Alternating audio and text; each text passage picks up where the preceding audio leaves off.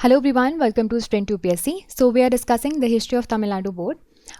This is chapter 30, Rise of Fascism and Nazism. So this is a summary session where we are going to revise the chapter 30. हमने already detail session कर लिया है जिसमें हमने detail में discuss किया है about this chapter. आप पहले वो videos जाके देख लीजिए और फिर उसके बाद यहाँ पर आइए और ये videos देखिए. ये यहाँ पे आपको रिविजन में हेल्प करेगा.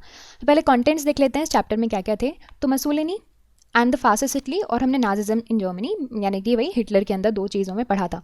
तो मसूलिनी और इसके अंदर फासिस्ट इटली कैसे चला, क्या क्या कॉजेज़ थे, राइज कैसे हुआ, प्राइम मिनिस्टर जब बने तो उसके अंदर इटली किस तरह से था, और मसूलिनी एज अ डिक्टेटर. फिर हमने देखा नाजिज्म इन जर्मनी, तो कैसे वर्ल्ड वॉर 1 के बाद क्या चीज़ें हो रही थी, रिवॉल्ट कैसे हुआ रॉयलिस्ट का, economic crisis, reparations, Dawes plan, फिर आपका जो डाविस प्लान, एंड फिर जो आपका हिटलर और नाजी जर्मनी है किस तरह से चला, एंटी जूश पॉलिसी किस तरह से, मिलिट्री रिफॉर्म्स कैसे किए उसने, फिर कैसे लीग ऑफ नेशन से बाहर आया और क्या क्या चीज़ें थी. और फिर हमने देखा कि Spanish war and Rome Berlin Tokyo axis. तो मतलब पूरा का पूरा चीज़ हमने ऑलरेडी पढ़ लिया है. अब हम यहाँ पे क्विकली रिवाइज करेंगे, स्टार्ट करेंगे कि क्या क्या कॉजेज़ थे फासिज्म बढ़ने के इटली में. तो देखो, पेरिस पीस कॉन्फ्रेंस जब हुआ था उसमें इटली को कुछ भी नहीं मिला. Italy had won the war but had lost the peace. ठीक है, तो इटली पूरी तरह से डिसअपॉइंटेड था. उसके जो रिप्रेजेंटेटिव थे उनको फोर्स किया गया कि जो कॉन्फ्रेंसेज हो रही हैं उसमें पार्टिसिपेट ना करें. तो उनको लगा कि उनको पर्पसली ये सारी चीज़ें करवाई जा रही है. तो डिसकंटेंट यहाँ पे होने लगा, रिवॉल्ट होने लगा, मिडिल क्लास के बीच में, यूथ के बीच में स्पेशली रिवॉल्ट होने लगा. और उन्होंने कहा कि नहीं, अब तो हम एक ऑर्गेनाइजेशन फॉर्म करेंगे और हमारे खिलाफ जो ह्यूमिलिएशन हो रहा है उसके खिलाफ हम लड़ेंगे. यहीं से जो हुई शुरुआत. इकोनॉमिक कंडीशंस क्या हो रही थी, तो देखो, during the war Italy was force to spend huge amount. Okay, अपनी नेशनल इनकम से ज़्यादा ही अमाउंट वो जो स्पेंड कर रहा था. इसकी वजह से क्या आ गई, बेरोज़गारी आ गई. और यहाँ पे the rise of fascist party was a result of this satisfaction, है ना.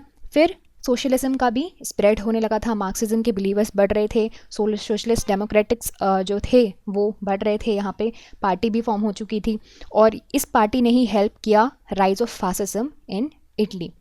फिर मुसोलिनी कैसे आए, तो वो चर्च के बिटर ओपोनेंट थे. देखो, मुसोलिनी के बारे में बेसिक इन्फॉर्मेशन हमने ले चुके हैं तो हम वो चीज़ें रिवाइज़ नहीं करेंगे, हम क्विकली रिवाइज़ करेंगे.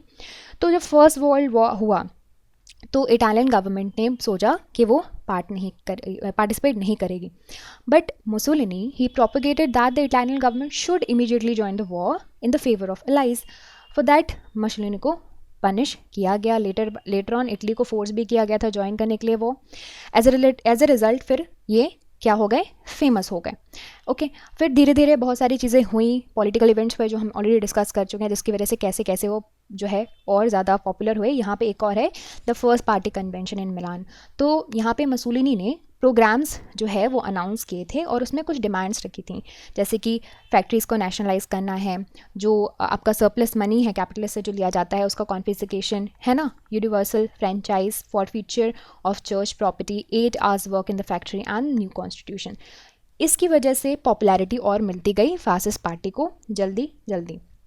अक्टूबर 22 में फासिस्ट पार्टी जो है उसने एक कन्वेंशन किया इन द नेपल्स और but the government refuse to concede. फिर आपके जो फासिस्ट है देयरफॉर उन्होंने मार्च करना शुरू कर दिया. मसोलिनी की लीडरशिप थी, गवर्नमेंट ऑफिसेस जो है कैप्चर कर लिए, बड़े ही यहाँ पे अफरा तफरी मची. फिर जो गवर्नमेंट थी उसने किंग विक्टर को बोला कि ये जो मार्शल लॉ है वो प्रोपेगेट कर दो. फिर Mussolini was invited to form the ministry later on.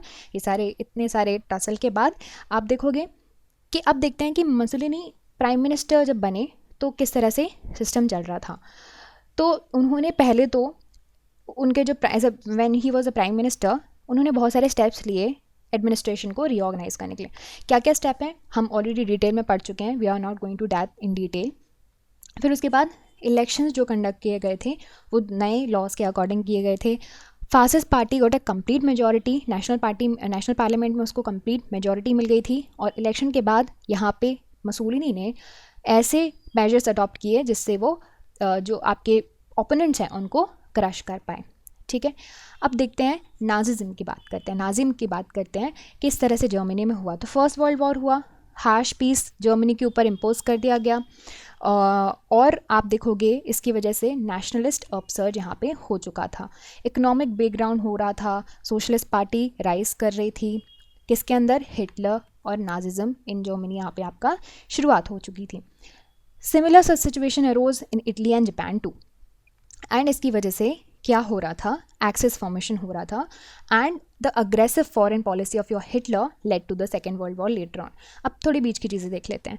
Revolt of royalist कैसे हो रहा था, तो जो ट्रीटी ऑफ वर्सलिस थी वो जो थी it was very harsh and humiliating for Germany, है ना, क्योंकि उसके अंदर बहुत सारे, इनको लगता था कि ऐसे क्लॉज इन्होंने लगा के रखे हुए हैं विच आर नॉट फेवरेबल, या फिर आप मान सकते हैं इनके लिए सही नहीं है, इनके साथ कुछ अन्याय हो रहा है, इस तरह के इन्होंने क्या किए हैं, ट्रीटी है।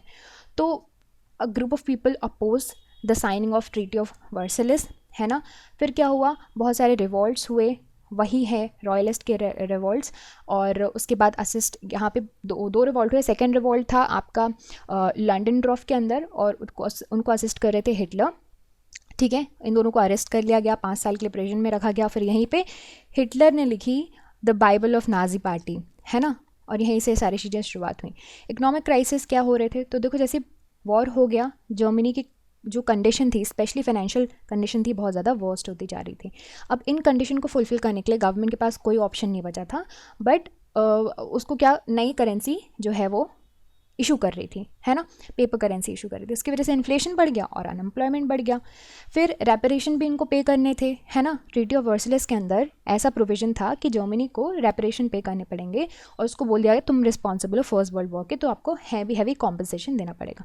इसकी वजह से भी इकोनॉमिक क्राइसिस थे। फिर डाविस प्लान क्या हुआ, तो फाइनेंशियल कंडीशन ऑलरेडी जर्मनी की इतनी बुरी हो रही थी, तो इन्होंने बोला यार हम पे थोड़ा रहम करो और हमें थोड़ा रिडक्शन दो रेपरेशन में। तो फिर यही डाविस के अंदर जो है कमेटी बनाई गई, उसने रिकमेंडेशन दिए, कुछ अमेंडमेंट किए ट्रीटी ऑफ वर्सलिस में, और वही बोलते हैं डाविस प्लान। अब हिटलर एंड नाजी जर्मनी की बात करें तो first world war, first world war के टाइम हिटलर ने आर्मी में पार्टिसिपेट किया था, और उसको लगा कि ये जो ज्यूज़ हैं वो रिस्पॉन्सिबल हैं जर्मनी की डिफीट के लिए। तो उनका थोड़ा था एंटी ज्यूज़ थोड़ा आइडियोलॉजी, तो उन्होंने ऐसा प्रोग्राम्स शुरुआत किए जिससे वो इनसे क्या ले पाएँ, अवेंज कर पाएँ। और उन्होंने शुरुआत कर दी स्पाई करना in the Munich, and he also started a new party with the cooperation of his friends, and the National Socialist German Labour Party was then launched, Nazi party. Okay, so देखो अपने plans को carry out करने के लिए यहाँ पे Hitler क्या करता था, उसने नाजी पार्टी की शुरुआत कर दी। यहाँ पे यंग लोगों को अट्रैक्ट भी किया उसने, हिंटर यंग सोसाइटी भी बनाई। जनरल इलेक्शन 1932 में हुए, और उसकी जो पार्टी है उसमें उसको लार्जेस्ट सीट्स मिल गई। प्रोविज़न के अकॉर्डिंग कॉन्स्टिट्यूशन में प्रोविजंस लेकर आया कि जो as a leader of majority party in the Eurasian Hitler was made the chancellor, and thus उसने नाजी गवर्नमेंट बनाई और अपनी डिक्टेटरशिप यहाँ से शुरुआत कर दी। अब देखते हैं कैसी एंटी ज्यूइश पॉलिसी वो लेकर आया था। बहुत से एफर्ट्स किए ज्यूइश को क्रश करने के लिए, एंटी ज्यूइश लॉज लेकर आए, और ज्यूइश के लिए जितने भी पॉसिबल वे में वो कर सकता था चीज़ें वो की, जैसे कि सिटीजनशिप वगैरह जो है डिनाई कर दी, हार्श पनिशमेंट थे, इकोनॉमिक बायकॉट, कल्चरल बायकॉट किया ज्यूइश का, एंड उसने मिलिट्री, एक्चुअली उसने जो मिलिट्री के लिए जो अपने नए इशू किए थे, पॉलिसी इशू किए थे, मिलिट्री को रीऑर्गेनाइज किया था कि सिर्फ और सिर्फ मिलिट्री में जर्मन नेशनलिटी वाले ही लोग रहेंगे। तो ऑफ कोर्स यहाँ से ज्यू हट जाएंगे क्योंकि सिटीजनशिप इनके पास से चली गई है। ओके, नाउ फॉरेन पॉलिसी किस तरह से थी, तो यहाँ पे पहले first and the foremost thing Hitler did कि ट्रीटी ऑफ वर्सलिस को उसने अप्रूव नहीं किया, और उसने एक्चुअली बोला कि ये है एक डिक्टेटेड पीस। उसके अलावा भी बहुत सारे फॉरेन पॉलिसी स्टेप्स उसने लिए जो कि हम डिटेल में पढ़ चुके हैं, जैसे कि German came out of the League of Nations, rearmament start कर दिया, militarisation of Rhineland, the Spanish war and all, right. अब यहाँ पे रोम, बर्लिन, टोक्यो एक्सेस हो गया अक्टूबर 36 में। On the basis of an agreement Germany ने अप्रूव किया Italian control over Abyssinia, and Italy granted permission to Hitler to annex Austria with Germany.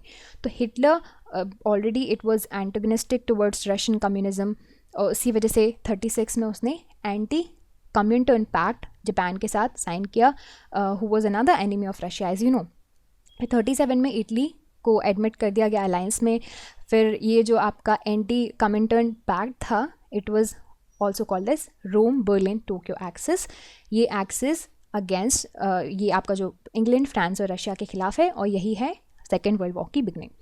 So this was all about the rise of fascism and Nazism. I hope you understood all of these points, and if you did, you can subscribe to the YouTube channel for more videos and updates, and also you can download the Sprint UPSC app to practice book chapter and topic wise. Remember candidates, just reading books and watching videos are not going to help you out unless you practice thoroughly. So identify your mistakes and work to improve your performance, and Sprint UPSC is the perfect app to do all of this. अगर आपको ये video पसंद आया हो तो हमारे YouTube channel को subscribe कीजिए और वीडियोज़ एंड अपडेट्स के लिए साथ ही साथ डाउनलोड कीजिए Sprint UPSC ऐप। यहाँ पर आप अपनी book chapter and topic wise practice कर सकते हैं। देखिए, सिर्फ बुक पढ़ने से और वीडियोज़ देखने से मदद नहीं मिलेगी। जब तक आप अच्छे से प्रैक्टिस नहीं करोगे तो अपनी मिस्टेक्स को जानिए, परफॉर्मेंस को इंप्रूव कीजिए, और Sprint UPSC के लिए परफेक्ट ऐप है। I will see you soon in the next video. Thank you very much.